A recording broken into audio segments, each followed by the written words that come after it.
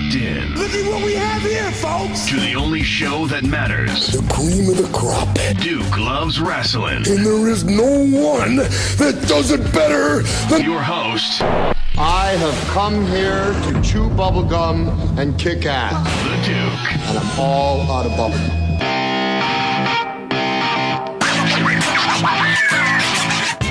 I have wined and dined with kings and queens, and I've slept in alleys and dined on pork and beans. That's right, Jack. Welcome back to Duke Loves Rasslin. I am the Duke, and yes, I was quoting the legendary WWE Hall of Famer Dusty Rhodes to start the show. Rest in peace, Dusty Rhodes. Ha! My illustrious producer, the Boston bad boy, Iron Mike Pelosi, he's over here shaking his head and laughing at me. I could see you wish you wrote that line. That's a great line. Oh, I wish I wrote that line. And let me tell you, you better watch yourself today. Get yourself ready. We've got a big Q&A coming up at the end of the show. Oh, I can't wait. So get through whatever it is you like to talk about. We get the great interview coming up. Well, that's going to be something else there. Listen, folks, word on the street is last week's show was a huge hit. So if Iron Mike Pelosi has another set of questions for me, I'm ready. I'm not scared. I ain't never scared. That's right. On this week's show, we have the wonderful, the talented Black Nature Boy, Scoot Andrews. He drops by to share some great stories from his wild career. Not to mention, folks, we have my not-so-random thoughts. But before we get into any of that, got to give a shout-out to my friends over at BookProWrestlers.com. Pro Wrestling Hall of Famer Leilani Kai and Steve Stasiak have put together one-stop shop for finding dependable and hard-working wrestling talent from yesterday and today. So if you need wrestlers to handle all of your special event needs, just head over to BookProWrestlers.com. That's BookProWrestlers.com. See you at the matches.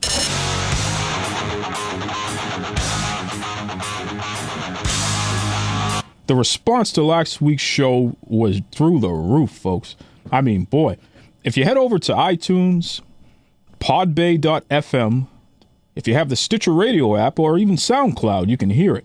We had former pro football player, pro wrestler, and current booker of Do It To It promotions, Steve Cox. He was on, and he took us for a wild ride, I'm telling you.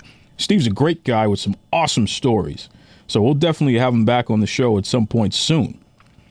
Fans got a real kick out of the Boston bad boy Iron Mike Pelosi. He made his official debut on the mic here in the show last week. Don't you forget it either. Oh, boy, this guy. Listen, you give the guy a mic, and suddenly he's a big ham now, all right? He's sitting there like he's a big celebrity walking around. He tried to embarrass me about the WWE Universal Heavyweight Championship. You remember that talk there. So head over, like I said, check out any of those sites there, iTunes, podbay.fm, any of those sites. Listen to last week's show. You're going to love it, folks. All right? Speaking of things you're going to love, and what's also not so random, Smackdown. Of all the shows out there right now, Smackdown is the #1 pro wrestling show in America. I mean, I can't believe it.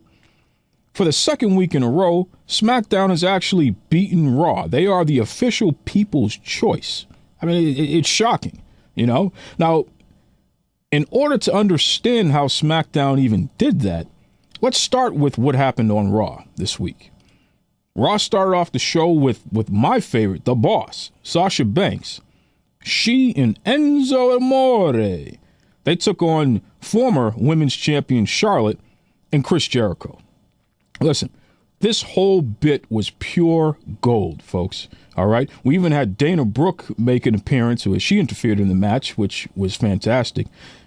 Can we talk about Dana Brooke again, by the way? I mean, Dana Brooke has leaps and bounds. She has improved. And I really got to give a special shout out to Dana. I gave her a hard time a while ago complaining about the fact that she was always flipping to the ring.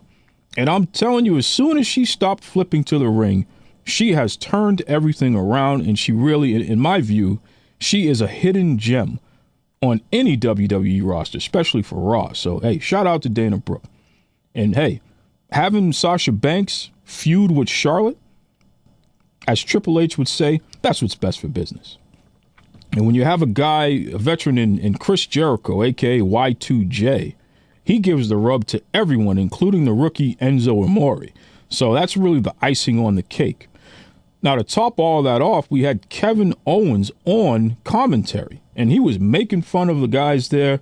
It was just, the whole thing was something else, folks. It was a great way to start the show. Next, we had New Day take on the Club, and that was just a very odd exchange, to say the least. Last week, the Club attacked New Day and left them laying in the ring. I mean, laying in the ring, beaten up, battered. This week, they had what was supposed to be a tag match, but unfortunately, it was just Anderson and Big E for about less than 3 minutes beating up each other in the ring. I didn't know what the heck that was all about. I have to imagine they're trying to give New Day a break, because these guys have been running hard for almost 2 years straight now, folks. I mean, seriously, New Day, the MVPs of the WWE, they've been on every show, they've been working hard. They need a little break, but you cannot keep them off of TV because they're top merchandise sellers other than John Cena. So, hey, hopefully they're rested up and they fix whatever nagging injuries they have, because we need them strong for SummerSlam, which is coming up in the not-too-distant future. We had a showdown between Seth Rollins and Finn Balor. Who was making fun of me about Finn Balor's name? Shout out to Chelsea, the wrestling femme. Chelsea was out there, and she was trying to tell me that I'm not pronouncing Finn Balor's name properly, because I guess I said Balor before. Finn Balor, whatever. All that matters is he's a guy that I like to see wrestle. And he and Seth Rollins are on a collision course with each other. They're going to head to SummerSlam to determine who will be the very first, wait for it, Universal Heavyweight Champion. Oh, come on. All right, see, the Boston Bad Boy is not happy with that name, as you know, folks. My goodness. But these two guys, they smacked each other around a little bit on Raw. They had a really funny promo where that saw Balor get the best of Rollins this time. Rollins actually called Balor nothing but a cheap carbon copy of himself, which was really funny, you know. Nia Jax had another squash match. She debuted on Raw last week and beat the heck out of some girl. She came back this week and did it all over again, okay? So this is the thing that's going to happen. Now, Nia Jax is going to beat up on some wrestling jobber every week to try to get herself over. And I'm not opposed to it, folks. I mean, first of all, she has a very unique look. Her height and her weight is unlike anybody else on the WWE roster, especially the females. Okay? Not to mention the fact that she's gorgeous, which is no surprise because she's a model. The thing I've been asking Nia about for a long time now is to embrace her inner bad guy and embrace her inner heel. Okay? All that unique look and what have you doesn't mean a thing if you can't capitalize on it. Now, to her credit, the squash matches, they look impressive. But the problem is the fans are starting to cheer her instead of booing her. So I don't know what they're going to have to do to turn that around, but something has to give, okay? Because Nia Jax should be a bad guy. It's not going to work if she's a good guy when she literally towers over every other female on the roster. You're going to have to put her in there with the men in order for this to make sense, which I'm not opposed to because I think she can beat up half the men on the roster anyway. Shout out to Nia Jax. I know you're listening.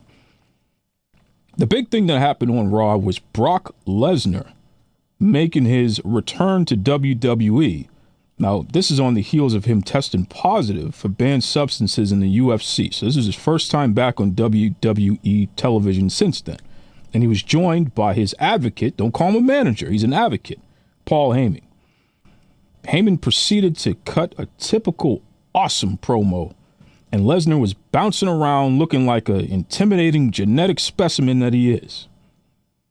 Out of nowhere comes Randy Orton and he gives him the RKO. Okay? The crowd goes nuts, and Orton hightails it out of there before Brock Lesnar jumps up and rips his head off. Folks, these guys are going to be battling at SummerSlam, and that's going to be a heck of a match. Who knows what's going to happen with Lesnar in the future, but for now, he and Randy Orton, folks, are just salivating to see this match. That was the big deal that happened on Raw Monday night. Now, Tuesday, not to be outdone, we had SmackDown Live. And let me tell you something, SmackDown absolutely one-upped them, okay? The night started off with Dean Ambrose cutting a scathing promo on how he's better than Dolph Ziggler, right in Dolph Ziggler's stinking face. Now, look, as you know, I can't stand Dean Ambrose. I can't stand him. But Dean Ambrose was playing a little bit of the heel in this situation here, which I did not mind, okay? Now, poor Ziggler, I mean, like I told you before, his career hasn't been the same since he and Amy Schumer, the comedian, broke up with each other. My guess is that Schumer got rid of him, but who knows? You know, I asked her on Twitter, and she kind of avoided the question. It is what it is. Ziggler just can't catch a break. So Ambrose is making fun of him. And then out of nowhere, here comes Bray Wyatt, who lays Ziggler out. And then he cuts another scathing promo on how Ziggler doesn't deserve to be a number one contender, how he's nothing, and how he's going to show him later on who's really boss. Don't forget, folks, Dean Ambrose, the WWE World Champion, he is supposed to battle Ziggler at SummerSlam for the title. So for Bray Wyatt to insert himself in, this can get very interesting. We'll have to wait and see what happens there. American Alpha had their debut on SmackDown, and man, they were awesome. They beat the living daylights out of the Vaudevillains, which is okay with me because I can't stand the Vaudevillains. I think their gimmick is just terrible. So shout out to Jason Jordan. Shout out to the whole American Alpha just in general. These two guys are just something else there. Eva Marie made her SmackDown debut. Now, she was scheduled to battle Becky Lynch. Gets into the ring after this long, drawn-out entrance. The bell rings, and right after the bell rings, she starts to grab her leg. So the referee looks confused. He checks on her. She continues to grab her leg, and suddenly the ref calls the match. Says that Eva can't compete in the match. So she gets out of having to fight Becky Lynch. Folks, this is clearly just a work. Eva's pretending so she doesn't have to wrestle, which is okay with me because the crowd started to boo her, and that's what we need. She's a natural heel, okay? So we can keep this going for the next couple of weeks where she does everything in her power to avoid having to wrestle somebody until finally, at a pay-per-view, someone gets their hands on her and makes her pay.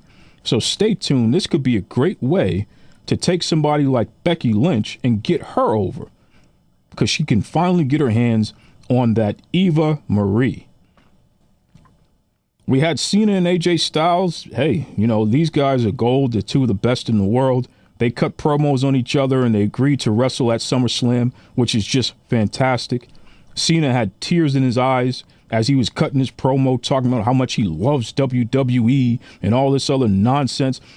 Beat up John Cena, okay? That's the hashtag. Shout it out with pride. Beat up John Cena. I don't care if you're from the Boston area, John Cena. Beat up John Cena, AJ Styles. That's what we're looking for you to do, please. Now, folks, we told you what happened on Raw when Randy Orton, out of nowhere, RKO'd Brock Lesnar. Well, on SmackDown, Brock Lesnar showed up, and he got his revenge on Randy Orton and laid him out. The genetic specimen will not be denied. Okay? That's the way it was, and that's how it ended the show. Overall, SmackDown just did a better job. What's interesting is SmackDown is only 2 hours and Raw is 3 hours. I don't know what that means, but that's what happened there. We'll have to stay tuned to see if SmackDown can continue this momentum, but thus far, it is a fact. Everyone has been talking about it. SmackDown is by far the better show. Now, Wednesday night, we were treated to a solid episode of NXT.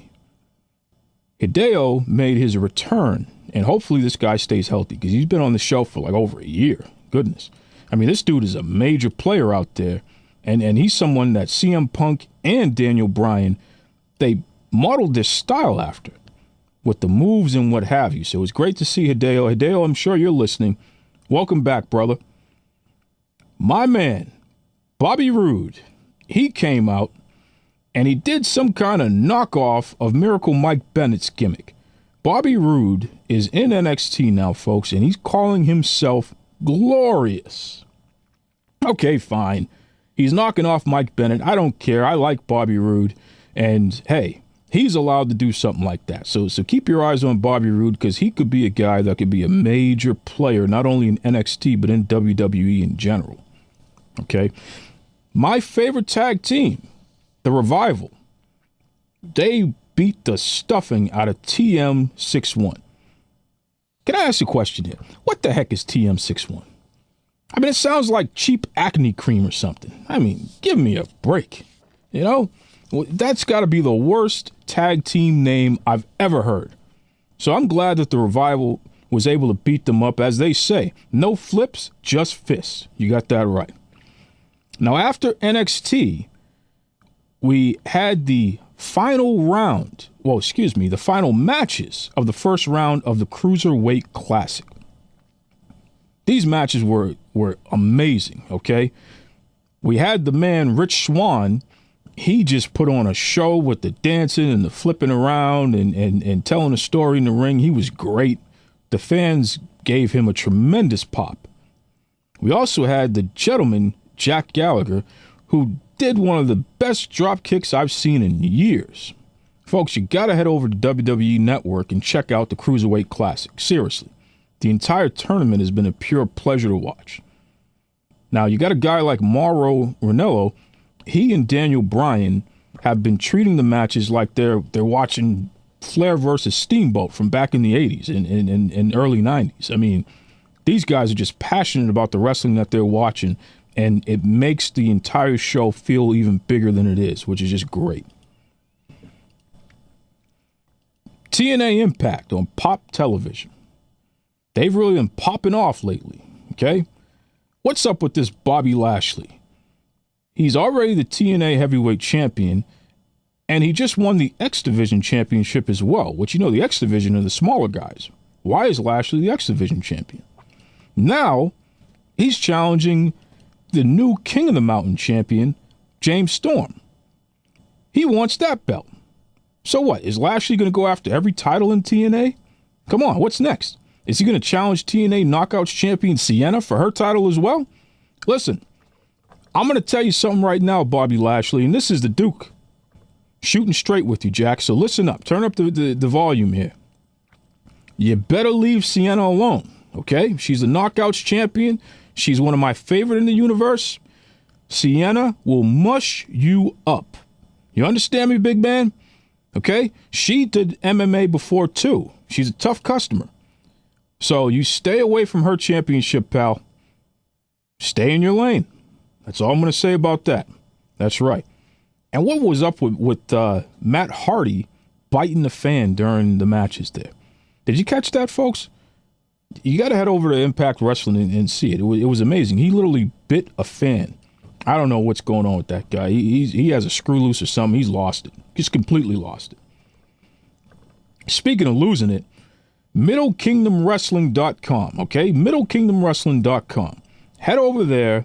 Check them out. They got the Super Show, WrestleStar 3. That's coming up on November 18th and 19th. It's a 2-day affair. So if you want information on venues and tickets, head over there.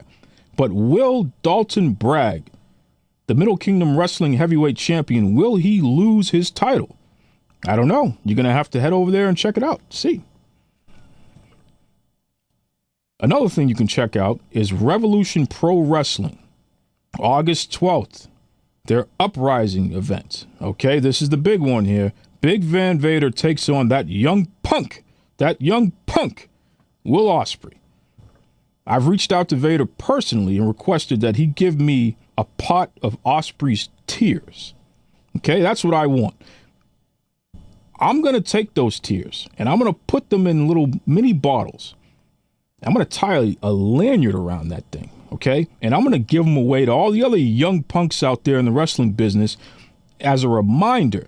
Respect the veterans, respect the legends who've come before you in the wrestling business. Don't be mouthing off, because if you do, you'll get busted up and left in tears just like that punk Will Ospreay. Okay? Check it out, folks. August 12th, Revolution Pro Wrestling. Visit revolutionprowrestling.com for more information on that. Speaking of respected legends in the wrestling industry, up next, we have our exclusive interview with the Black Nature Boy, Scoot Andrews. But first, let me tell you about a message that I received from a buddy of mine. He visited Barnyard Cheese for lunch the other day, and he was pleasantly surprised, okay? He ran into Abby and Liana from the hit comedy TV show Broad City. Everybody's been talking about Broad City. It's hilarious. You know, the ladies really do a good job there. They film in New York. And, hey, you better believe it. The Duke is not the only celebrity that checks out Barnyard Cheese, okay? These ladies went over there. They had to try the delicious sandwiches, the soups, the cheeses, everything at Barnyard Cheese. So my question to you folks is, what are you waiting for?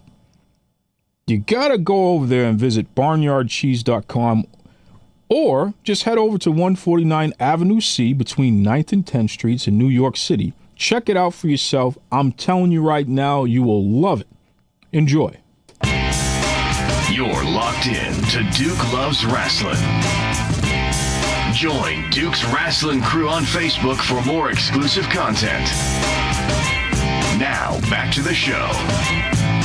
Let me take you back to about 14 years ago.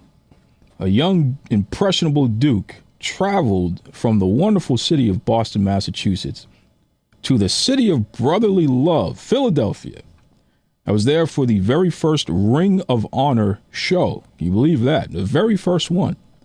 And there were a lot of stars on that card. We're talking about the legendary Eddie Guerrero, Super Crazy, American Dragon, who, as you know today, Daniel Bryan, a guy by the name of Christopher Daniels as well. But folks, the man that I traveled all the way to Philly to see the most was a guy that went by the Black Nature Boy. That's right, I'm talking about the man, the myth, the legend, Scoot Andrews. Scoot, how are you today, sir? Oh, man, after that intro, I'm doing pretty good. How about yourself? Very well, very well. You know, it's funny.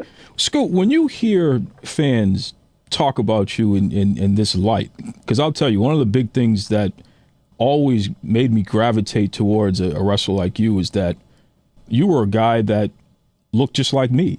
So it was easy to see myself when you were in the ring doing what you were doing. When you hear stuff like that, how does that make you feel? Man, it's kind of surreal. Even all these years later, man, it's like, you know, I got into the business just wanting to do something that I loved watching as a kid. So I was that person sitting at ringside watching wrestling in the Jacksonville Coliseum in Jacksonville, Florida. Watching people like Dusty Rhodes. My favorite was Jack Briscoe, believe it or not. And then getting the opportunity to actually live that dream, it was crazy. And then to hear people talk about me, it's just, you know, I was just out there having fun, man, doing what I always wanted to do. And the fact that people actually liked it was just, I guess, icing on top of the cake, if you will. Yes, sir. Yes, sir. And you adopted the Black Nature Boy gimmick. Give us some information on how you came up with that. So I came up with that. Like I said, Jack Briscoe was my favorite growing up, and then Dusty Rhodes was always second. I mean, as a little kid, if you didn't like Dusty, you didn't have a pulse. I think every kid in America would do their Dusty imitation at the dinner table. I'll spare you mine. But as I got older, yeah, this is a long way to get to an answer. But as I got older, I kind of fell in love with the Oakland Raiders and the Dallas Cowboys and Darth Vader and all the bad guys in the world. And just Ric Flair. You know, everybody hated him because he talked so much smack. Woo! Oh, yeah. It was nothing like it. But there's nobody that could electrify a building other than him, other than Dusty. But, you know, Rick was the guy that kind of sucked me into really wanting to do it. So it was kind of paying homage to him. It came out of an actual fluke. I know we got time, so I'll get into that. But I played college football. Oh. And where'd you play at, Scoot? Oh, I played at Wofford in Spartanburg, South Carolina, wow. Southern Conference. So, we used to go watch the Mid-Atlantic tapings there at the Spartanburg Auditorium. And if you ever remember any of those old Mid-Atlantic tapings, there was one arena that had, like, columns in the background. Oh, yes. Oh, yeah. That was the Spartanburg Auditorium, which is pretty cool because my dorm backed up to that. Oh. So we actually got to be security. They come grab some of the football players from the locker room and say, hey, we need 6 guys to go be security. And a lot of people didn't want to be bothered with wrestling back then. But, dude, I was the first one to raise my hand. So I was actually to be backstage with Ric Flair and just watch him do his thing live and watch him get ready live. It was pretty cool. So wait a second. You, as a young college football player, was an extra for Mid-Atlantic Championship. We were hired by the auditorium. Oh, you were hired by the auditorium, but you were still basically you were the security guy. Yeah, we were. We got there early, and we kind of and back then they kept the bad guys and the good guys separate. Yep. From anybody. Old school. But as they came through that curtain, to come out and talk to whoever they needed to talk to for TV that night, we were there. And I saw him roll in and literally live the gimmick of Ric Flair, roll in his sweet suit, man, gold watch, alligator shoes, and I'm like, man, he is the man.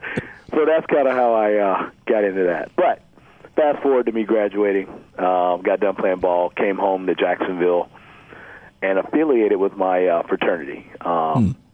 It's not a fraternity a lot of people would know of. It's Pi Kappa Phi. But what it was our football team decided we were just going to make our fraternity a football fraternity in Wofford. So we did. So come to find out, 6 or 7 of my buddies from high school just coincidentally pledged the same fraternity at the University of North Florida. Wow. The exact same fraternity, everything. So I'm like, oh, yeah, man, I'm going to get to play flag football. I'm going to DJ their parties. I'm going to hang out with my boys. The hookup, Yeah, so I affiliated, became like assistant chapter advisor, and DJ'd all the parties, had a blast. Wow. Well, fast forward to us coming up with a rush event to get guys interested in joining our fraternity. We just came up with this crazy idea of putting on a wrestling show. So we went and found the local, Indian organization that had a ring. We rented it. Nice. They set it up. We cut promos on, VHS cameras, and it was craziness, man. But of course, I was a black Ric Flair. Yes, I had sir. a black robe with freaking feathers and sequins and glitter and all kind of crap on it. And we actually had the largest turnout for a rush event in the history of the chapter. Wow.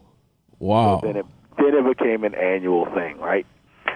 So that's how the character came about of the Black Nature Boy. But in that process, the guys who we rented the ring from kind of saw 2 of us as actually having some talent and offered to train us.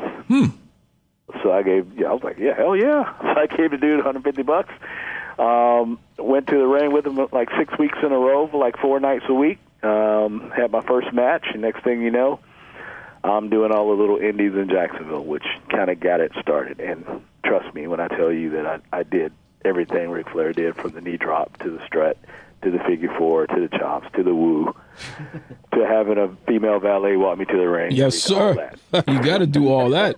Wow. If I didn't have a real job, I would have dyed my hair blonde. But good thing I didn't, because Shelton Benjamin ended up doing that, and it looked pretty cool. So Yep. He did it.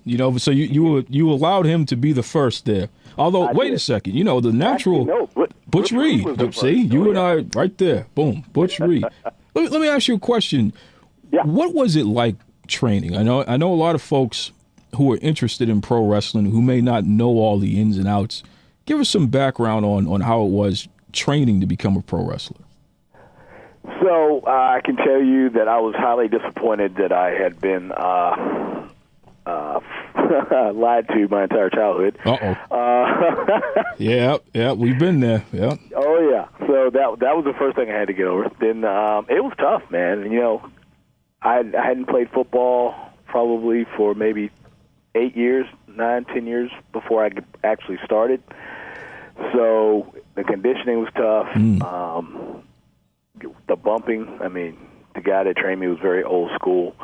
He didn't really teach me a lot, but he taught me how to bump. He taught me how to throw a drop kick, which ended up being one of my best moves throughout my career, and taking a backdrop. And I would have to say probably one of the best moves I took in my career. I got a lot of height, and I learned how to do it well, and it always popped. So I spent a lot of time taking backdrops and bumping and going home with a sore neck and having to go to the chiropractor a lot, but earned the respect of those guys and realized, man, those guys used to do it every single night. Yes, sir. And you made your opponent look good by taking those backdrops and those moves there.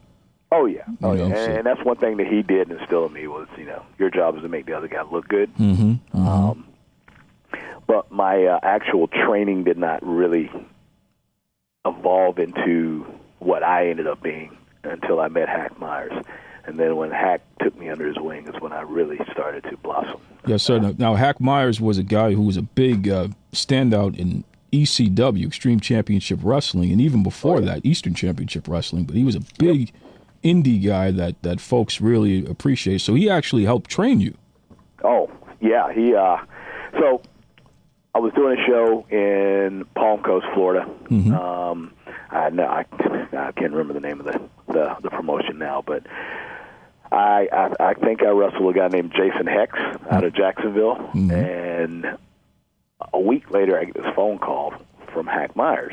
Now you got to remember this is pre-iPhones, and everybody had flip phones, and so somehow he got my cell phone number. It didn't have caller ID, so I answered, and he was like, "Hey, this is Hack Myers," and I had seen him on the ECW, and I'm like, "Yeah, all right, whatever. Who's ribbing me?" That's right. Ribbon meaning somebody's playing a joke on you, right? Yeah. Yeah, man. So I'm like, well, if this is really you, what do you want? And he said, I'm supposed to wrestle a guy from ECW. I forgot who that guy was, but he wasn't a well-known guy. For Florida Championship Wrestling in Miami for Bill Brown. I don't know if you've ever heard of that guy or not. But he goes, that guy broke his ankle. I saw you in Palm Coast. I live in Daytona. You're the only guy I saw on that card that I think I could have a good match with. Would you like to go to Miami and work me? Wow. What a compliment, huh? It was crazy. I'm like, well, if this is real, yes. And then I'm thinking in the back of my mind, this dude's 400 pounds. What the hell am I getting myself into? But he came and picked me up. No, I'm sorry. No, I met him in Daytona. We met up with a girl named Riptide, who I think still works today. And she was actually going to work with a young lady named Starla Saxton on the show, who ended up turning into Molly Holly. Oh, yes. Molly Holly, WWE legend there. Yeah. Oh, yeah. Awesome. Well, we get there, and the whole time we're driving down in Hack's car, no AC. I'm looking at him going, oh, my God, I'm going to die. I'm going to get killed. He's talking about, they want an extreme match. They're going to put me through tables. Oh, no. Do that. And I'm just like, oh, my God. Oh, it was my first real payday, man. It was my first real more than gas money payday. So I'm like, I'm doing it. And we go down and we tore the house down. It was fun. And from that point on, him and I our friendship grew and grew and grew. And he ended up being in my wedding, as a matter of fact. Oh, wow. Well, what a story that is there. So you worked ECW, though? No, never did ECW, because by the time I got to the point where I would have been able to, they'd folded. They kind of folded. Yep. Yeah. Got it. Yeah. Now, it's interesting that you said Hack Myers was in the wedding. I know that there's a guy by the name of the Fallen Angel, Christopher Daniels, and his career and your career have essentially paralleled each other, especially in the beginning. You guys were either working with or against each other in various wrestling promotions. And you and him were pretty tight too, right? Oh, yeah. He was going to be in that wedding as well. But Curry Man had to go to Japan, so he couldn't make it, man. But, yeah, he's between him and Hack, two of my closest friends. And God bless Hack's soul. Yes, sir. Passed away Yes, not sir. too long ago. Yes, sir. You know, Christopher and I go way back, man. I love that guy. I actually ran into him at the airport about a year ago in LAX in the Delta Sky Club. And we almost tackled each other. We hugged so hard. It was awesome. Unbelievable. And you know, it's interesting. Whenever I hear about Christopher Daniels from any of the guys in the industry, they always have something positive to say. So it's the fact that you and him are friends. That's interesting. That's really interesting. Well, I mean, the friendship, it blossomed from the finals of the ECWA Super 8, the year that I went. Kettner put me through to the finals. I went through Trent Acid, bless his soul, Chad Collier, and then Daniels in the finals. And, you know, I was used to wrestling the old school, slow, methodical heel. So, working with Trent, I had to pick up the pace a little bit. Yes, sir. But we didn't do a whole lot. I mean, we just, it looked good. Chad Collier was a lot like me, so we had a very technical match that I think the crowd appreciated. But then I got in the ring with Daniels, and it was like the guy's mind is so sharp. His mind for the business, his mind for calling a match, his mind for remembering a match, and just his creativity in the ring. I'd never been in the ring with anybody like that before. And to be honest with you, when we were putting the match together, I literally got scared. So I bet you did. I'm like, all right, so we're going to go 40 minutes, and we're going to do what? 40 minutes. And let me just dial this back for a second, folks, so we understand what we're talking about here, because Scoot is laying down some heavy stuff. The ECWA used, and in fact, I think they still do it. They put on the Super 8 tournament, which is the 8 best wrestlers in the United States, battle it out in this tournament, and whoever wins is considered a major player in the pro wrestling industry. And when you look at some of the previous winners, and even just people who get invited into the Super 8, it's really the who's who in wrestling for the past 20 years. You know, we get this match, and it is nonstop.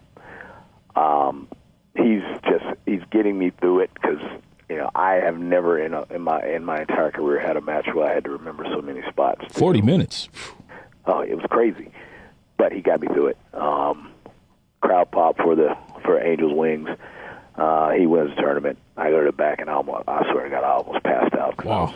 I was on E. That was a workout, yeah. Well, you're talking 3 matches in one night now, so I was on E. And you know something? You don't get the Cruiserweight Classic that the WWE puts on today without the ECWA Super 8 tournament. Oh, absolutely not. Absolutely not. That's 100%. The Super 8 really built the foundation for what you see now with the Cruiserweight Classic. Absolutely. So that's absolutely kudos to you for being somebody who's helped build that tradition and has assisted it in evolving into what it is today. That's pretty cool. Now, fast forward, you and Christopher Daniels ended up in the WWE, and I believe you had your debut match against him there, right? Yeah. Well, not my debut. Actually, little known fact, my debut match was in Jacksonville. Oh. Against Super Crazy of all people. Oh boy, yep. Back when he speaks broken English now, but he spoke no English whatsoever. Wow, and you had to wrestle him. Wow. Think about this. You got a 6-minute match, first time ever in a WWE ring, WWF then, in the building that you used to go every Thursday night to watch your heroes. It was, and all of your friends know you're on the show, so like everybody there knew me, which, normally the extras don't get. No. Any crowd reaction. So that was pretty cool. But just to know I had to do 6 minutes with a guy that if we messed up anything, I had no way to communicate. Wow. Anything to him. So it was actually televised on, I don't know if you remember Super Astros. It came on Univision. Oh, absolutely. Absolutely. Yeah, it wasn't shown on WWE TV. It was shown on Univision. And that was a syndicated program on Univision there. Yes, sir. Yep. Yes, Wow. it was. And I actually still have that VHS tape. And I don't post it online because I was a skinny lad back then. But it was not pretty. But the match actually was very good. It was actually very good, and that's what got me booked for WWE at a time they were in the Southeast. So, Wow. So then you had a match with Christopher Daniels, which, folks, I'm going to be posting that. If you head over to facebook.com/Duke Loves Rasslin, I'm going to post the match with Scoot Andrews versus Christopher Daniels in the WWE. You're going to notice Daniels has blonde hair, which a lot of folks are so used to seeing him with a bald head now. They didn't realize that, Daniels had hair. But he stole my gimmick. That's I ended right. up shaving my head. That's right. But these guys put on a match that you wouldn't have even realized what you were about to see. But once that bell rang, I mean, boy, it was close to 15 minutes of just great action there. Yeah, it was a dark match, so we actually got a little bit more time. It was in Tampa, I believe. Mm-hmm. And then the next night we drove over to Orlando and we tagged against Kai and Tai. Oh, wow.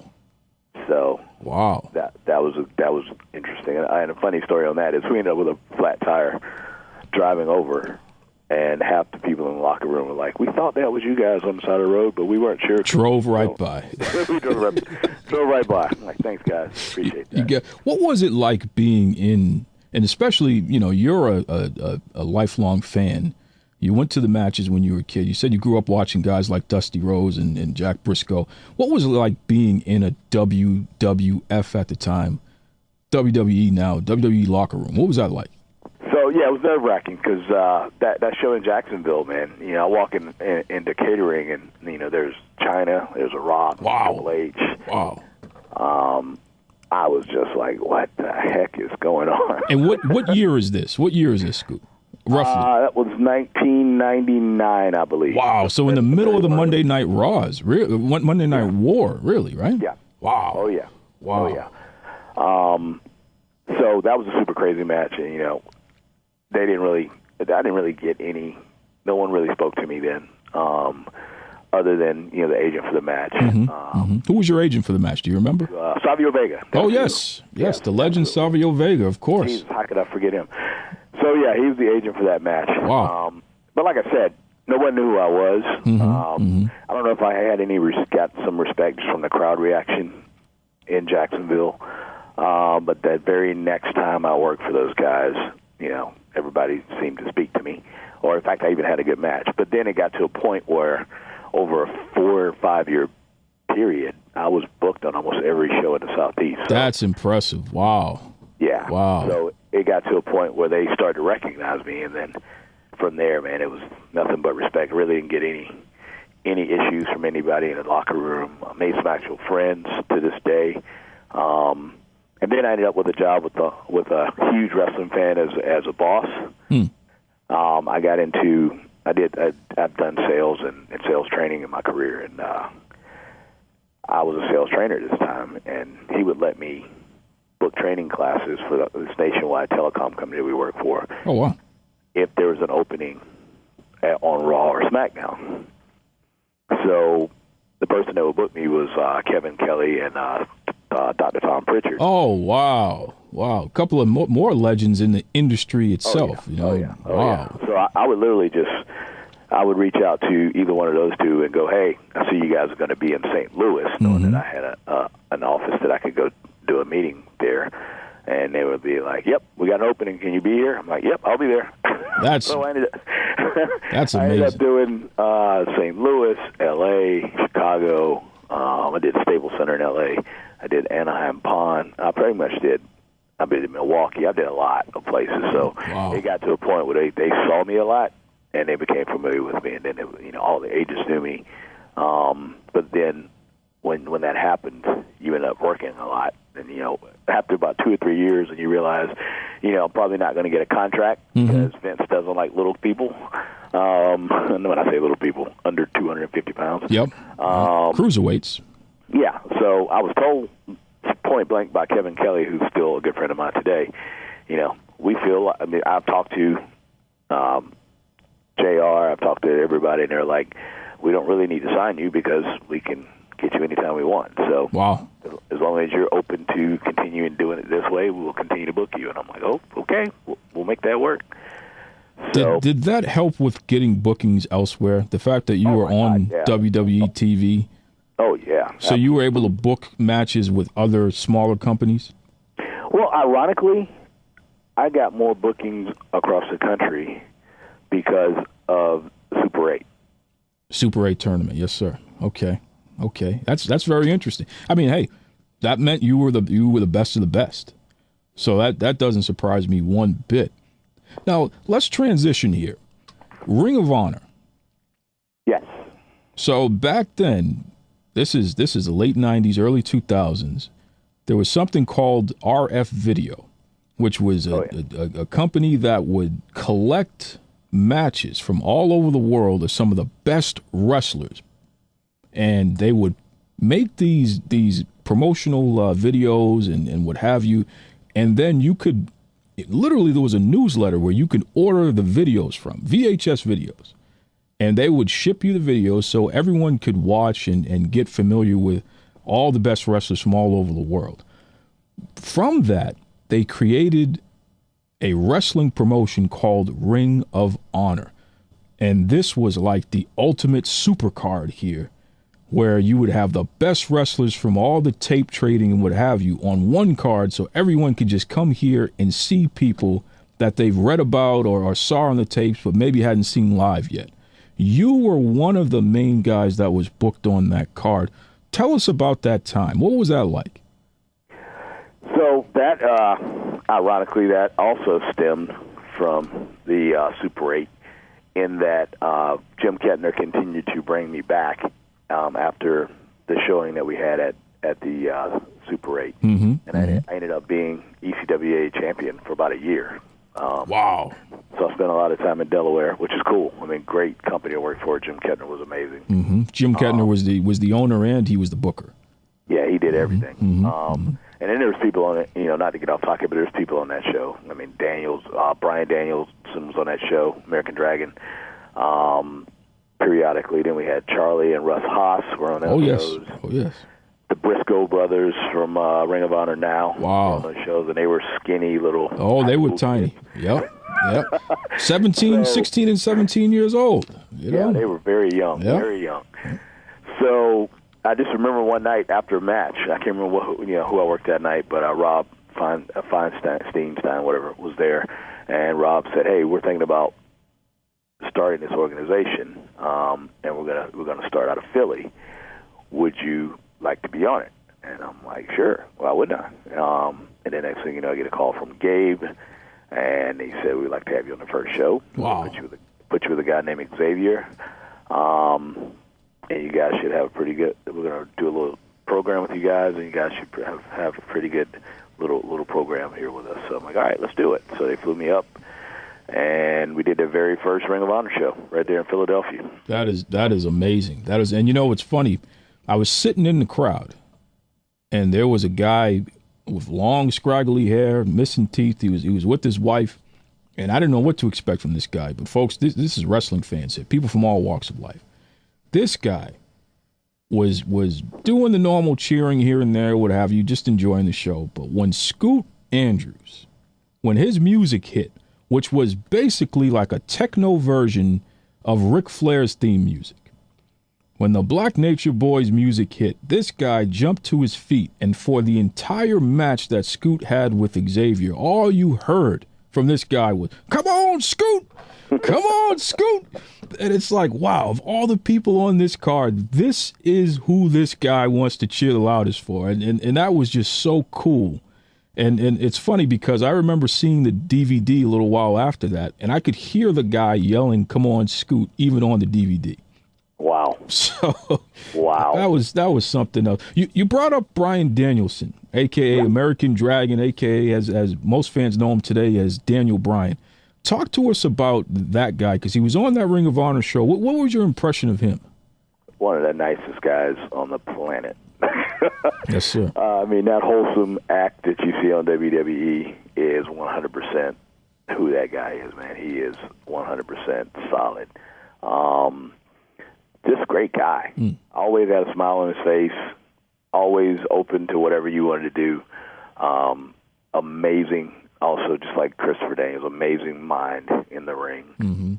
Between him, Low Key, and Christopher Daniels, man. 4 people that I got so much out of and so much out of working with, but Daniel Bryan was amazing, man. Yeah, he's the man. And I'm glad you mentioned him. Shout out to Low Key. That's a guy that really is just probably one of the most underrated guys out there. So shout out to Low Key there. Have you ever had him on? Not yet.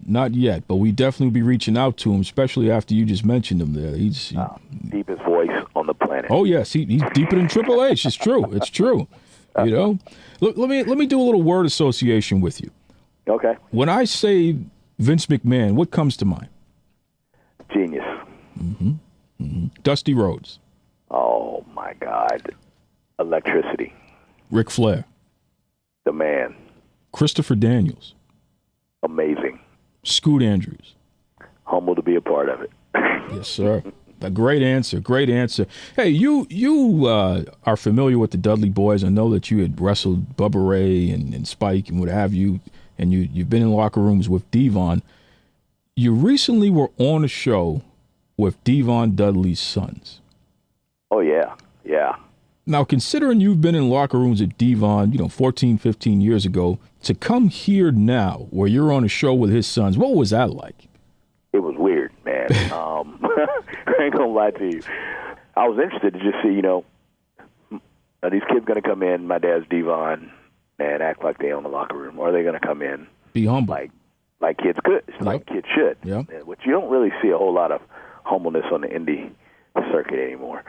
But true to form, man, they popped in, they spoke when they were spoken to, they shook hands with everybody in the locker room. They didn't say a word. They just sat there and they took it all in. And I remember one thing that Hack told me when I started traveling with him was, you know what? Shut up and listen. That's right. That's right. That's how you learn. That's how you learn. And they did, man. They sat there and they listened. I walked up and I was just telling them stories about how people used to get me confused with Devon walking into the back of buildings. I'm not sure. He's got me about 100 pounds. I guess, all brothers look the same. And they cracked up. But they were great, man. And then I watched their match because I was in the gorilla position after their match because I was the next match up. Mm-hmm. So I'm watching them, and I'm just like, oh, my God, they are good. And they were really, really good. Wow. Scoop, yeah. if fans want to get in touch with you, what's the best way that they can do that? Probably the best way is Twitter. I've taken down my website since I don't do it full time anymore. Mm-hmm. But Twitter, and that would be at BNB Scoot Andrews, and get me right there on Twitter, man. I'll get back to you. That's great stuff. Any final words for your fans there while we still have you? No, man. I'd just like to thank people like you, man. That back in the day with ROH, came to actually watch me. I still can't imagine anyone driving anywhere to watch me do anything other than my family. So that makes me feel really good, man. Just thank you for the years of being able to entertain folks. Met a lot of great wrestlers, a lot of great fans across the country. But now, it's time to be a daddy, man. Yes. I got 2 girls, 13-year-old who is an all-star cheer who can probably bench press 200 pounds, which scares the bejesus out of me. Wow. She'll play chop me in the chest, and I have to leave the room, so I don't have to let her know to Don't want to sell it. Don't sell it, Scoot. She is strong, man. And then my 11-year-old, who is in the highest level of competitive soccer, man. She is like I was back when I was younger, really fast and super aggressive, and doesn't back down. So I spend a lot of time cheering those guys on, man. I love them. And if you follow me on Twitter, you'll see me posting pictures and videos of their exploits, and that's what it's all about, man. And being a daddy. And words on the street that your wife keeps a box of your old VHS matches there. Is that true? Oh my God, dude! We got like 3 or 4 tubs of from all the way through from the the little small shows in Florida through the last match I just had, man. Wow. I really need to go through those things, and cause I'm sure there's some gems, man. You got oh my God, me and CM Punk. Oh boy, wow. Me and oh my God, what's the guy's name? WWE agent Jamie Noble. Jamie Noble, yes, that's who it is. Me and Jamie Noble wrestle all over Florida, man. Wow. It was crazy back before he made it big. Tony Marmaluke, some of the guys that I've worked, and I just look at people on TV now and just go, man, I got a VHS clip with me working that guy, and I don't know where it is. And people don't believe me. I'm like, trust me, dude, I worked CM Punk 3 or 4 times. Trust me, I got it somewhere. I just can't find it. But yeah, I got all that, man. She not a big fan of wrestling, which is kind of why I had to pick between marriage and and the business. But she supports me when I do these shows. When I do them now, and she brings all her friends and all my daughter's friends that want to watch me. So wow, well, it's been an amazing ride, man. Awesome. I'll tell you, we appreciate the family of Scoot Andrews, the kids, and your lovely wife. Scoot, you've been an inspiration, just being who you are, not just a great worker in the ring, which you absolutely are, and you have been, but also being a decent human being, and that's something that you can't pretend. You either are or you're not. And it was something that I picked up on as a youngster and always held close. And in fact, it's funny, you talked about the Dallas Cowboys. You reminded me a lot of Emmitt Smith, who's my favorite football player. Just a person who's humble, hardworking, does a great job, but, just does it right. So once again, Scoot Andrews, thank you. We definitely would love to have you back at some point here. Thank you for all you've done and contributed to the wrestling business, and thank you for joining us on Duke Loves Rasslin. Man, I appreciate you having me, man. I really do, and I'll be glad to come on anytime you want, man. Just let me know. You're locked in to Duke Loves Rasslin. Join Duke's Rasslin crew on Facebook for more exclusive content. Now, back to the show. We are joined once again by the producer extraordinaire, the Boston bad boy, Iron Mike Pelosi. What's up, brother? Oh, another day in paradise. Isn't it always, though? That's right. Especially when we are in the building. Hey, what did you think of that interview with Scoot?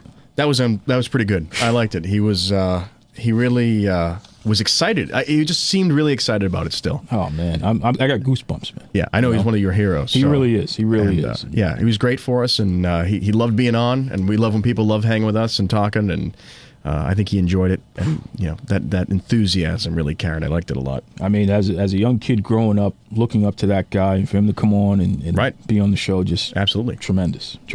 Let's get into our fan-submitted questions, a.k.a. Ask Duke. Hey. Hang on 1 second. We got the telephone's flashing, and this isn't a live show. So let's see if do we get somebody on the line here? Hang on. Hello, caller. Hey, am I on? Yeah. Who's this? You're on. Who's this? This is Airman Grove. Okay. How you doing tonight, sir? I've been a little bit better. I've been trying to get a hold of you guys since last week. I finally got through. I don't know how we don't give the phone number out to our secret location. Airman must be in some NORAD secret kind of communications here to get in touch with us in the bunker down here. Yeah, well, do you have a question there, sir? Do you have a question? Excuse me. Please do not call me sir. I work for a living.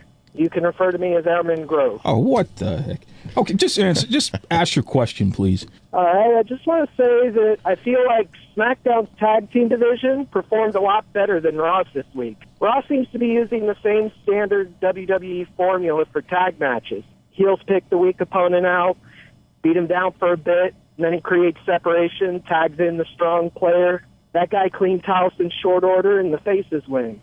Or the heel catches one of them off guard or uses a referee distraction to get over. This week's match with the New Day, that was a perfect example of tag team matches done wrong. There was little to no teamwork, no synergy whatsoever. Kofi and Gallows weren't even officially in the match. I mean, they did all their work outside. I really hope they get a chance to rectify that later on down the line. Listen, you made some very valid points there. There's more? Didn't sound like a question to me, though. Yeah. Do you have a question? Well, just give me a moment. I'm getting to it. I think we got to hang up on Airman. Aim high, fly, fight, win, but not here. Okay, brother? Thanks for checking in. Yeah, we can't do that. No, we can't have that. That was bizarre. I don't know why I picked it up, but it was a surprise that somebody's calling in for us. This is not a call-in show, Iron Mike Pelosi. Absolutely not. So then what is... All right, it's my. I'll take the fault. You're for the that producer. One. I know. Listen. I was so. You're rambling as you usually do, and the light comes on, and it distracts me, and I answer it, and then the airman calls in, and he starts mouthing off. He didn't even ask a question. This is the question and answer portion of the show. We have rules. All right. Well, do you have any real questions? Yeah, I do, but don't get mad at me for that. I mean, I'm trying to enforce the rules here, and you some of these associates of yours somehow hack into our system here. Give me a break. And they start coming. Folks, they start coming on. I mean, you're the producer. You're in charge of that end of things. So I'm going to be in charge of a lot more soon. Oh, boy. All right, if you don't watch it. Scoot Andrews, we're going to need you to come down here and give this guy a drop kick in the face. Don't do that. I'm afraid of Scoot Andrews. Ask the question, please. All right, here we got a question, an actual question from M. Jaslin. I'm surprised you didn't give me that wrestling name. Oh. I kind of feel like that would have been more appropriate at this point because I'm afraid of Scoot. Wow. What can the WWE do to make more money off the WWE network, the online presence, and the whole multimedia web they've spun for themselves? You know, that's a great question. The WWE is not capitalizing on the network currently. There's a lot of content that's been built up over years. I mean, you're talking stuff that goes all the way back to the 70s that they have available on there. They need to feature it more. And there is a whole section of fans that love that old stuff. I agree. You can allow them to relive the good old days, for lack of a better term. And you can also re-educate the current fans on what's happened in the past. I think that, there might be missing out a little bit on a term that I heard recently that I hate, neo-nostalgia, which is nostalgia for stuff that isn't really that old. And for guys like us, the stuff from the 80s and 90s, let's say, and even the late 90s, there's a nostalgia factor there that, I hate to say it, millennials, because it makes me cringe, they want to see it. There's a vintage flavor that people are really into. Absolutely. So if they can promote that and let people know that that's there and available, that they can go and have a wrestling party at their house and watch all the old stuff, why wouldn't they do that? Why wouldn't It's a missed opportunity. Exactly. I got another question here, and it's, I don't think you're going to like it, but I'm going to ask it again. Here we go. Now, I know that listeners appreciated my question last week about the Universal title. Okay. I didn't appreciate that question. All week I've been ranting about this to people who know me, people who don't know me, because it doesn't make any sense. And again, I have the same problem with the Miss Universe contest. It doesn't make any sense either. We're going Universal. We landed on the moon. The last time we were there was like 40 years ago. I don't think we can go Universal yet. Are you going to do this Maybe again? Someday we can, okay? The Boston Bad Boy is right, all right? Oh, boy. So fans like Lindsay sent a message, and she was saying, listen to this. This is a quote here. The Boston Bad Boy, it's me, is right. Universal Heavyweight Championship is too over the top. Enough is enough. WWE. Oh, give me a break. Is People that are one writing, of your friends? No, listen, I don't know anybody named Lindsay that I know of. Maybe in my past, but currently no. So the fact that she's defending me means it's legit. It's not anybody I know. And she's right. Enough is enough. Unbelievable. We already went over this, okay? Enough is not enough. It's a Universal Heavyweight Championship. It's here to stay. That's the end of it. Now, listen, you think that's the end of it because we have another one, though. There was another note that came in from Money White. And if you can't trust a guy named Money White, who can you trust? Huh, is he like your bookie or something? I thought he was your bookie, actually. But he disagreed. He said, quote, so does Duke really believe in aliens? Because does he also believe in the Easter Bunny? Grow up and come back to Earth, Spaceman Duke. What the? Spaceman Duke. Look at what's happened to you. Look what they're doing to you. Look what you're allowing to happen to yourself because you're defending such insanity that is Universal Belt. So you managed, of all the comments that we receive on Twitter, on Facebook, at Duke Loves Rasslin, you managed to pick out a couple of Looney Tunes and ask these crazy questions of me. You know, that's as you said before, I'm the producer. And so goes with the producer's prerogative. I get to sort through the mailbag and find stuff that personally it makes my point valid and, cuts you down a few Putting yourself over. That's what we call it, folks, in the wrestling industry. When somebody's putting themselves before the match, putting themselves over. All right. Here's the real question, though. And this one, I think we're going to, surprisingly enough, you're not going to agree with me on. Oh, what a surprise. Raw. Yep. Okay? 3 hours. Okay. 3 hours, okay, of television. 3 contiguous hours of television. Now, listen, we all like wrestling, okay? We've watched it for a long time. But back when we were wee little wrestling fans, wrestling was an hour. It was an hour show. You'd catch it on syndication maybe somewhere. You'd come in the middle of it, and you'd be just like, what is this thing? You've stumbled upon this little jewel. And it had the mystique about it, and you wanted more. It kept drawing you in. It kept drawing you in, and you kept looking for it, and you kept finding it when you could. And now, 3 hours. Here we go. We've moved from like a delightful little treat to a Las Vegas endless buffet. That is like, it's at some point it's going to just be crap. Oh my goodness. If they keep trying to, are they just trying to fill time? What are they trying to do? Oh my goodness. You know, there's nothing wrong with a 3-hour Raw. Okay, the whole purpose of the extra hours because the advertisers understand that Monday Night Raw is appointment television. Okay, we're going to get the viewers, people are going to tune in, so they pay the WWE extra money to show that extra 3 hours. And what do I care? It's extra wrestling for me. You should care because the fans didn't necessarily ask for it. The advertisers asked for it, so they said, let's bump another hour. Now we got to fill time to justify the advertising. I'm talking about quality programming. Oh, that's what we want. And I would rather take quality over quantity. I would say 2 hours. We were at 2 hours for a long time, Raw. Yeah. Was it for a long time? Yeah. And now they bump out mysteriously, and you really just hit the nail on the head. It's advertising. Well, what's wrong with that? Okay, I'll tell you what's wrong with that. War and Peace. It's not. We're not looking at War and Peace. This is not a TV adaptation. Do you know how long the movie The Godfather is? It's under 3 hours. Okay, and that's considered a cinematic masterpiece. Would you stop? I mean, give me a break here. It's still wrestling, okay? Extra wrestling is good for me. I don't mind it at all. And, you know, hey, by the way, Raw's doing pretty well in 3 hours. Oh, really? Yeah. I mean, the proof is in the pudding. The rating is always through the roof. It's the longest continuous episodic. Yeah, because people are falling asleep with the television on. Oh, God. And their boxes are still saying that they're watching it when they're not. Vince McMahon, please don't beat us up here. And wait, no. And with appointment television, who doesn't have a DVR? Okay. Tell me, who is not... that third hour of Raw, if anyone's making it through because they probably dehydrated, they need a meal or something by the time they get into the end of it, they got to go check on their kids because they haven't seen them in 3 hours. They're probably watching it on DVR anyway. Why not just give us some sort of bonus content some other time? You don't make me watch, you know, again, if I'm seeing a story develop through this show, I got to go sit through 3 hours? I mean, American Idol was never 3 hours. Some of the biggest shows on television.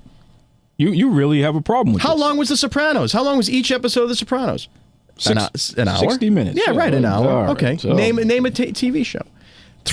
So in a couple of weeks, they've done more hours of programming than any great series. And guess what? People are still watching, Jack. It's still one of the top TV programs on the planet. Listen, you may disagree with me, and that just means you're wrong. Boston Bad Boy here. Again, you gave me the nickname, man. I don't know what to tell you. I'm regretting it every single day here. Listen, if Vince McMahon comes down to our secret location, all right, and he just puts it on us, because, I mean, the man's over 60 years old and he still has big muscles. I'm telling you, I'm giving you up, okay? Of course you would. I don't mind 3 hour Raw. It's fine with me. This is Duke Loves Rasslin. That's why we're in a secret location, though. Oh, yeah. I'm not going to mouth off in public or in front of these guys. Are you kidding me? I'm not stupid. Locked in our secret bunker here. Absolutely. Unbelievable. The Boston Bad Boy, ladies and gentlemen. I'm telling you, if it wasn't for you fans out there, we would never let him see a microphone. Well, you know what? You made the mistake, and now you can't go back. Yeah, you got that right. Listen, folks, join us next week, where we're going to be reviewing the road to SummerSlam. Okay, we're going to have WrestleZone.com's Lavelle Porter back to discuss that and plenty more. And also, don't forget, you can check out Remember to Hit Record, where Lavelle, Miss Lady, and Old Man Wade discuss everything and anything under the sun. All right? We also have another special guest for an interview next week. Now, listen, we had Scoot Andrews this week. We had Steve Cox last week. So who's it going to be next week? Is it going to be a wrestler, a promoter? You'll have to tune in to find out. This is Duke Loves Rasslin, signing off saying bye-bye, everybody. You're locked in to Duke Loves Rasslin.